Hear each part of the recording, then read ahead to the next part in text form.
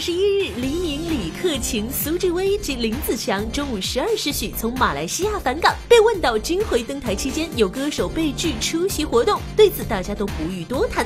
李克勤只表示自己歌手的身份是跟合約辦事。我哋咧就係歌手就係根據翻公司俾我哋嘅合約，我哋簽咗落嚟要做啲乜嘢，我哋就會去做。咁我哋只支持音樂。OK， 唔該晒。但係我見到咧，喺個班落機嘅時候咧，都好似唔係幾開心咁嘅個樣。喺小心。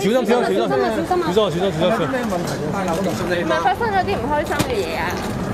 冇嘢唔開心。嗰邊啲民眾點啊個反應？